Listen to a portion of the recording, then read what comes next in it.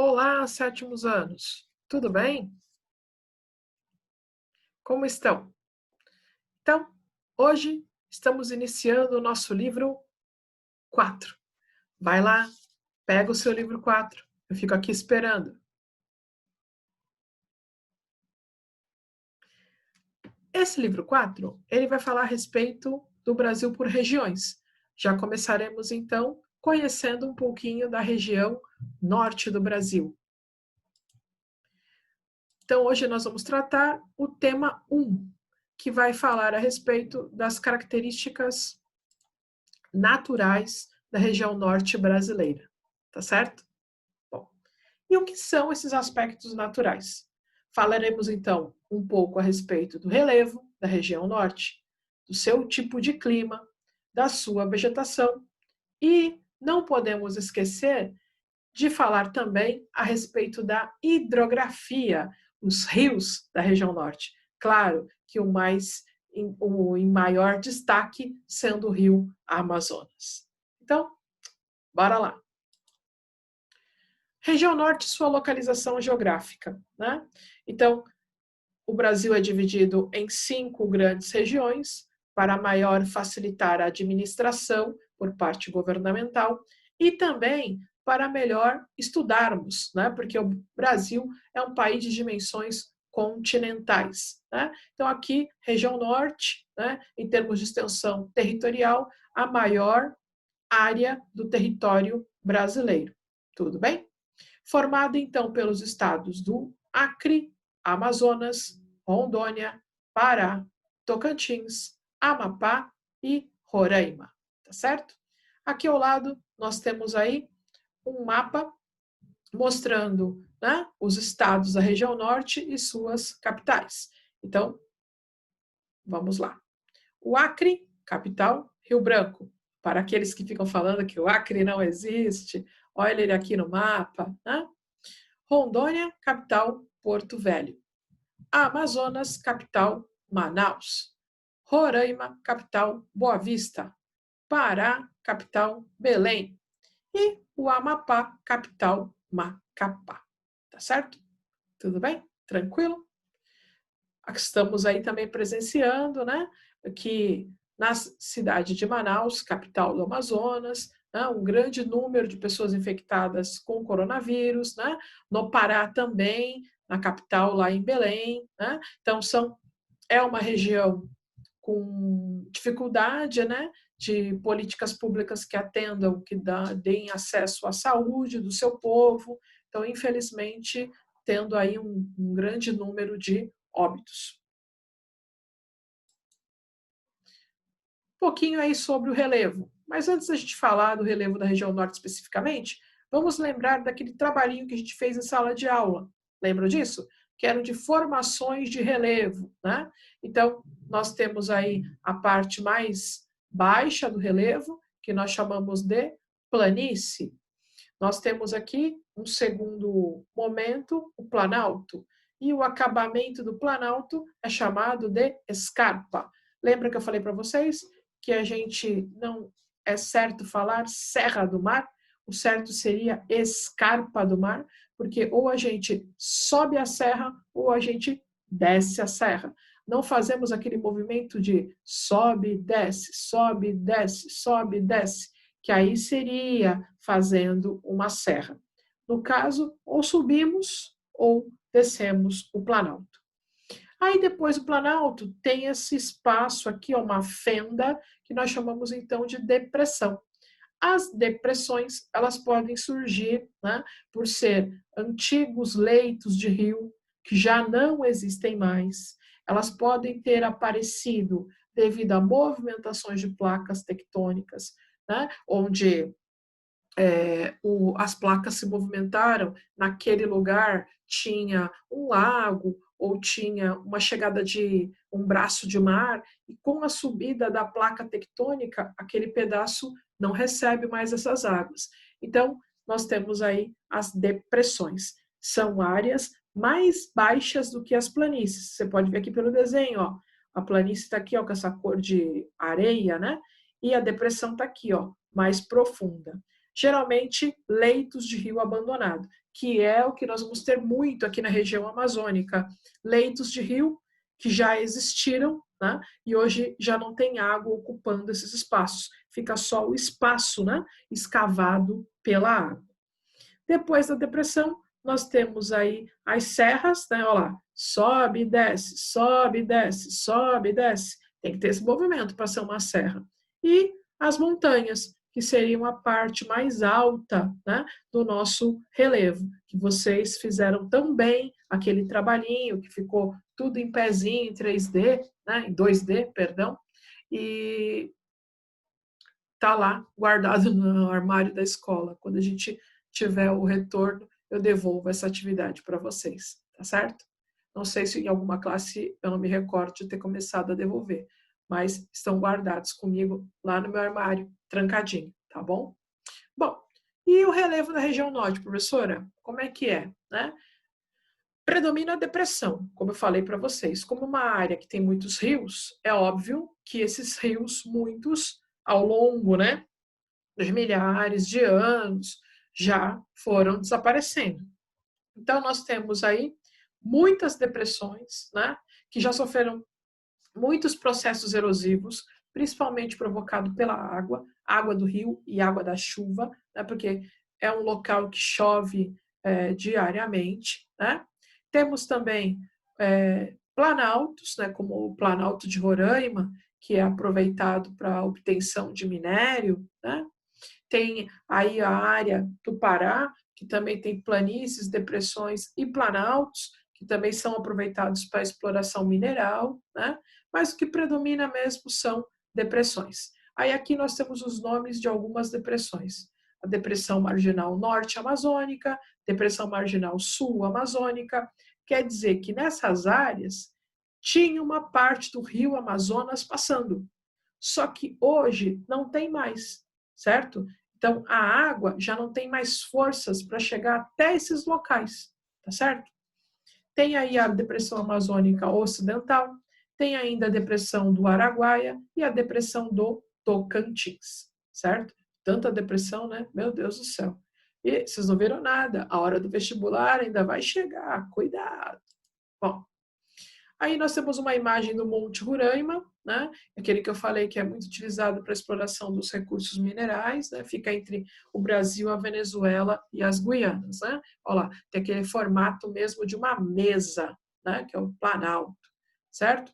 Então aqui na região norte, os planaltos não são muito altos, né? Apesar de ter esse nome de planalto, plano alto, nem sempre, porque como o Brasil é um país de estrutura geológica muito antigo, já sofreu, né, muito a fragmentação desse relevo, com o calor do sol, o vento, a chuva que é constante, como eu disse para vocês, né?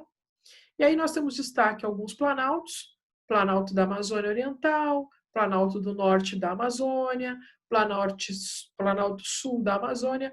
Veja, essa parte é fácil. Tudo vai Amazônia no nome do Planalto, certo? Essas áreas têm alguns locais que têm uns picos mais altos, como o Pico da Neblina e o 31 de março. Né? Mas não podemos esquecer que essas formações são ideais para a procura de minerais. E aí, num local chamado Serra do Carajás, nós temos aí a exploração do minério de ferro, de manganês, de cobre, de ouro. Então, o extrativismo mineral acontecendo dentro da região norte. Quem faz essa exploração é a companhia Vale, né? A antiga Vale do Rio Doce, né? Que faz aí o trabalho na Serra do Carajás, exploração mineral. Isso lembra alguma coisa tipo Mariana, né? Brumadinho, certo? Bom, a questão das planícies, né? Tem uma foto aérea da planície amazônica, né? Então, é uma área de menor altitude, né? Geralmente está aí ao nível dos leitos dos rios, certo? É um local que sofre muita sedimentação, acumula sedimento. Ó, se você olhar para a imagem, tem vários bancos de areia nessa imagem, né? Às vezes, esses bancos de areia acabam até entupindo o caminho do rio, e o rio, com a força das suas águas, tem que abrir caminhos alternativos para poder chegar até o seu destino final. Né? Opa, perdão. Aí nós temos destaque para a planície onde corre o rio Amazonas, certo? Tocantins e o Guaporé. São áreas extremamente planas. E as principais características dessas redes planas, né, né, não preciso nem falar. Se é uma área plana, só pode ser, né? Não tem nem explicação. E nós temos então a planície do rio Amazonas, do rio Araguaia, do rio Guaporé e as planícies do litoral amazonense, lá onde acontece o fenômeno da pororoca. Muito bem. A questão da hidrografia, né? Então, apresenta essa região é a que tem os rios mais extensos e volumosos de água. É uma região que os rios são alimentados por dois tipos de regime, o pluvial e o nival. Pronto, e que já está inventando nome novo. Pluvial é que depende da quantidade de chuva. Olha a nuvenzinha aqui, ó. Chuá, chuá, chuá. Chovendo loucamente todos os dias. Chuá, chuá, chuá. E o nival é do derretimento das geleiras, da neve. De onde que aqui no Brasil não tem neve? Então, caro aluno, onde que o rio Amazonas nasce? Nasce na Cordilheira dos Andes. Então, é de lá que vem o descongelamento no verão da água. Então, o rio Amazonas, ó, recebe a água do descongelamento de gelo do alto da Cordilheira dos Andes, certo? A bacia amazônica é a maior do mundo, né? São mais de 5 milhões de quilômetros quadrados. Esse valor de extensão ainda não está definido, porque cada hora que tem uma expedição para dentro da floresta se descobre um pedacinho a mais, uma continuidade a mais do rio e da bacia, né? É uma bacia de água internacional, então acaba fornecendo água ainda para a Colômbia, para a Bolívia, para o Equador, para a Guiana, para o Peru, para a Venezuela. Então, uma mega bacia hidrográfica. Considera-se que 20% de toda a água do planeta esteja aqui na bacia do rio Amazonas, né? Abriga o maior rio do mundo, isso é uma outra coisa que não está fechada, é o tamanho dessa quilometragem do rio, né? Você vai encontrar diferentes dados, inclusive sites que apontam ainda que o Nilo é maior do que o rio Amazonas, e já está mais do que comprovado que não, né? Se você digitar lá qual o rio maior do mundo, vão ter sites que vão te colocar que é o Nilo, mas não é, é o rio Amazonas, porque recentemente foi descoberta uma nova nascente na Cordilheira dos Andes, na área do Peru, certo? Tem um dos maiores espetáculos, né, da natureza, que é a pororoca, né, que é o encontro da água do rio com a água do mar. Esse encontro forma ondas gigantes, um barulho, um estrondo danado, né? Tem inclusive campeonatos de surf nessa ocasião das cheias dos rios e o encontro da água do mar com o rio a Pororoca. Em um único dia, o rio Amazonas descarrega no mar mais do que o rio Tâmisa, na Inglaterra. Despeja em um ano. Um dia. Cai tanta água no mar, né, que corresponde aí o que o rio Tâmisa, na Inglaterra, coloca, né, no oceano, no período de um ano. Que comparação, né? Para a gente ter ideia da grandiosidade do nosso rio. O rio Amazonas é um rio de profundidade média, né? Com alguns pontos, em média, com 50 metros, mas foi feito um estudo e existem alguns, como se for algumas depressões, sabe, que nem a Fossa das Marianas, no oceano? Então, nós temos aqui também alguns buracos, né, algumas depressões aí nesse espaço, que chegam a 120 metros de profundidade, né? E aí esse tamanho, ele foi comparado à Estátua da Liberdade lá nos Estados Unidos. Ela tem quase 92 metros, então se ela fosse colocada nesse buraco, ela praticamente, né, ela desapareceria com certeza, certo? O rio, de uma margem a outra, né, tem 15 quilômetros de largura, então tem alguns locais que você não enxerga o outro lado da margem, né? Na foz, que é onde o rio joga suas águas, é uma foz enorme, chega aí a 300 quilômetros de distância de um ponto a outro. É o único rio que tem foz mista no planeta. Lembra? Nós já estudamos no ano passado isso. Foz em estuário, quando o rio joga suas águas direto no oceano. Foz em delta, quando o rio tem que ultrapassar algumas ilhotas para poder chegar no oceano. Né? E foz mista, quando tem as duas coisas acontecendo ao mesmo tempo. Ela vai, uma parte da água, que é muita, vai direto para o oceano, e a outra parte tem que driblar o relevo para poder chegar no oceano. Então, é o único rio que tem foz mista no mundo, tá certo?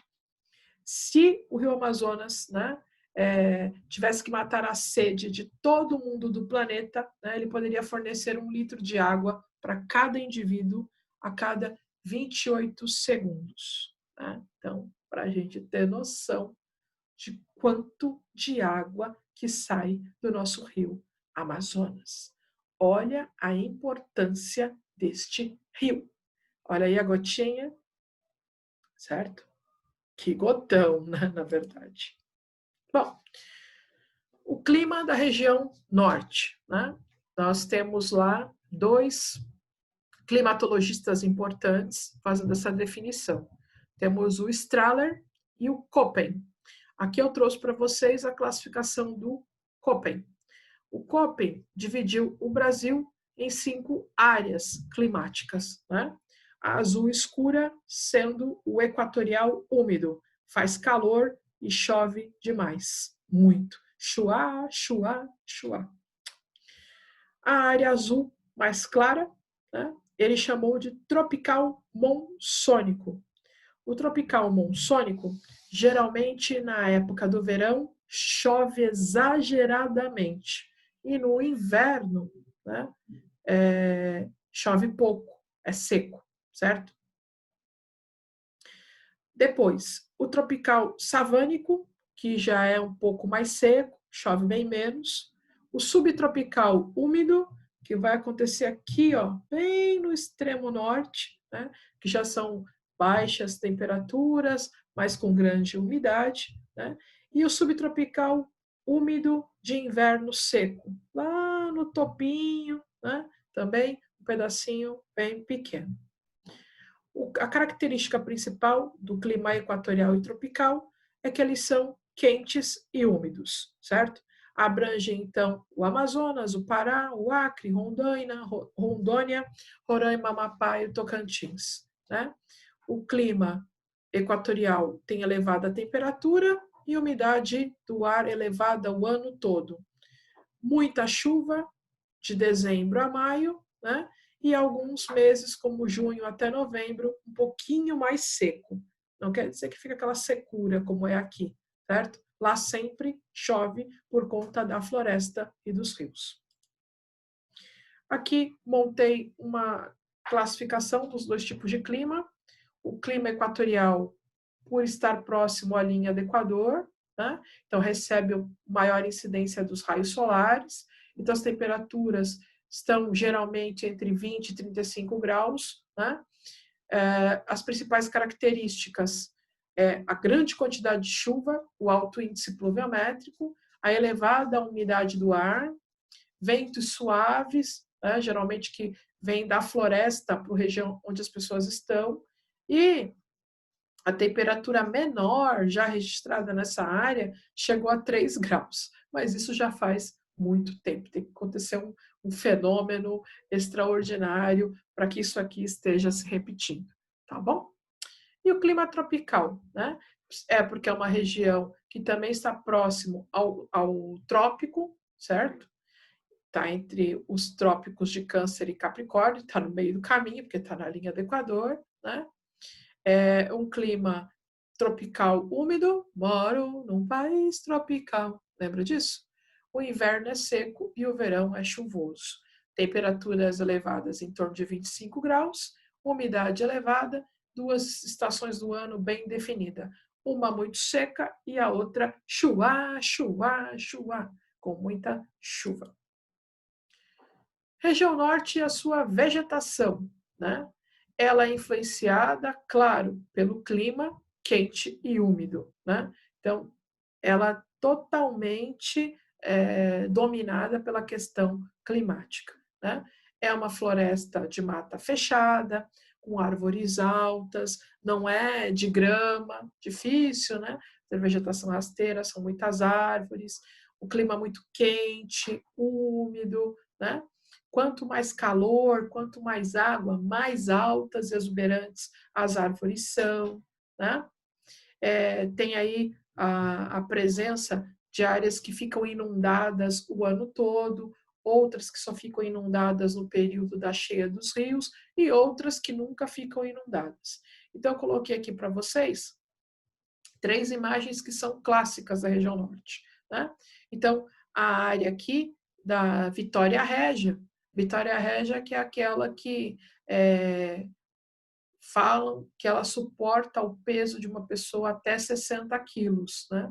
Porque por baixo dela existe toda uma ramificação de raízes, então ela suporta o peso, né? De pessoas, de animais, de coisas, certo?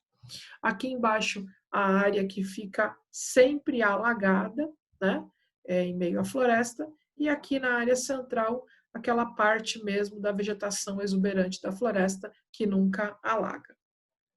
Bom, para a gente ter uma ideia um pouquinho melhor dessa questão da divisão dos estratos da floresta, né? Aqui você tem a chamada mata de igapó, essa que a gente viu na imagem anterior, que vive alagada, sempre tem água. Essas plantas, essas árvores, elas já são adaptadas a esse ambiente úmido. Depois nós temos a mata de várzea, que é aquela quando tem as cheias do rio, a água invade tudo, né? Mas elas são plantas também resistentes a viver esse período embaixo da água, né? Depois nós temos o extrato da mata de terra firme, aquele que a água, mesmo com a maior cheia do rio, não consegue chegar até aqui, certo? E a floresta subúmida, ó, menos úmida, porque está bem distante do rio.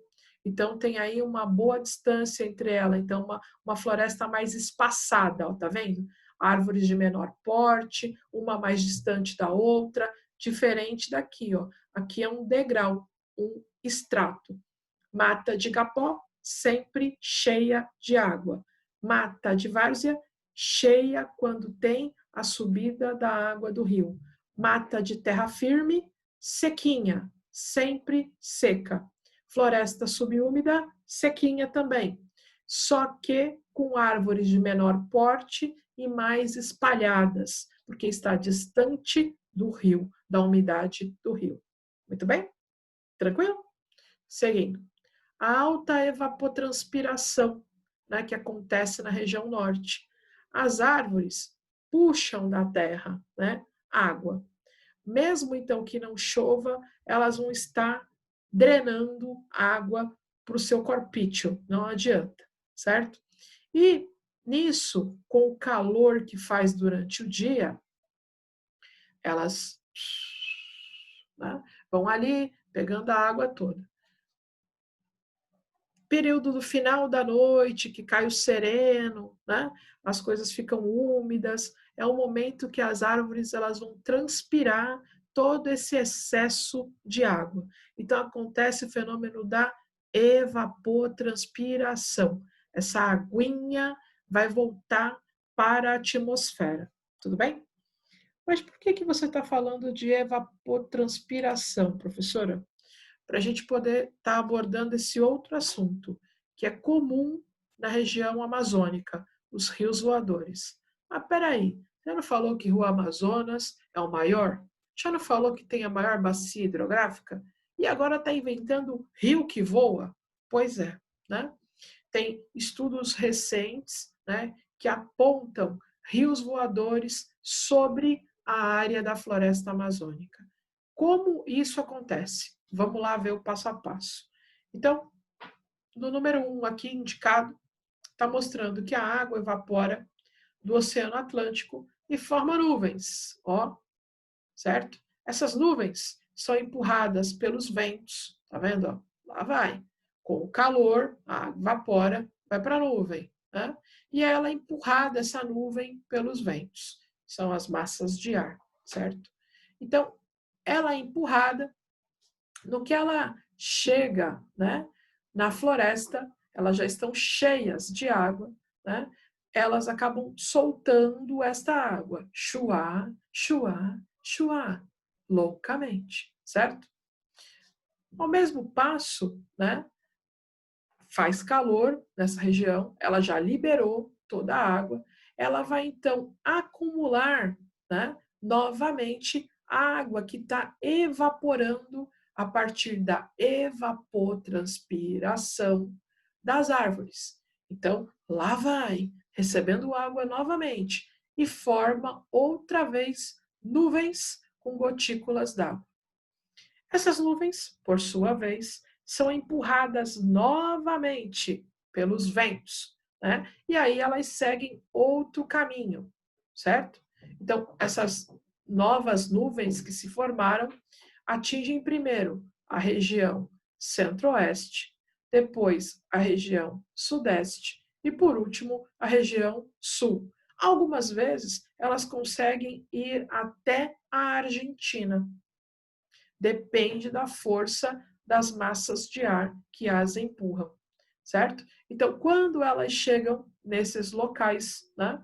Região centro-oeste, região sudeste, região sul, região lá da Argentina, elas vão liberar essa água acumulada. E aí vai virar de novo chuá, chuá, chuá. Os rios voadores carregam mais água do que os rios terrenos, os rios caudalosos do planeta, né? O Amazonas tem ele joga, né, no mar cerca de 17 bilhões de toneladas de água por dia. Os voadores jogam 20 bilhões de toneladas de água, né? Às vezes, quando você olha para o céu, tem aquela nuvem escura, né? Escura, já sabe de onde ela veio, lá da floresta. Vocês lembram que ano passado, depois de uma queimada na floresta amazônica, a gente teve uma onda de um vento que trouxe a ventania e trouxe muita chuva, e a chuva que caiu saiu com uma poeira cinzenta? Então, quem trouxe essa poeira cinzenta da floresta amazônica foram os rios voadores, certo? Bom, esse estudo é um estudo recente, né? Ele foi feito através de um monomotor, que o cientista, né, ele foi lá e ficou capturando amostras de vapor de água por um bom tempo, né? Ele recolheu essas amostras, levou para um laboratório de meteorologia, juntou com as informações de satélite para chegar a essa definição de rios voadores. Um estudo não é levantado da noite para o dia, ele tem que ser repetido por várias vezes. Isso aqui é ciência, né? A gente tem que ter como comprovar. E muitas vezes, né, a comprovação pode ser falha. Vem um outro pesquisador e desfaz a sua definição. Neste caso, a definição está correta, certo? Então, os rios voadores despejam as suas águas no centro-oeste, no sudeste e no sul, e se tiver um vento muito forte, pode até chegar, né, ao sul da América do Sul. Tá? O Paraguai, a Argentina estarem recebendo chuvas que foram produzidas lá na região norte do Brasil. Tá certo? Espero que vocês tenham aproveitado o nosso bate-papo geográfico sobre a região norte, né? Eu espero vocês na nossa próxima videoaula, que é para a gente estar fazendo junto as atividades da semana, já que essa semana nós temos aí um feriado e não nos encontraremos na segunda videoconferência. Então, eu montei uma videoaula para a gente estar fazendo juntos aí os exercícios do livro 4, tá bom? Um grande beijo a todos, aguardo vocês no próximo vídeo. Até mais!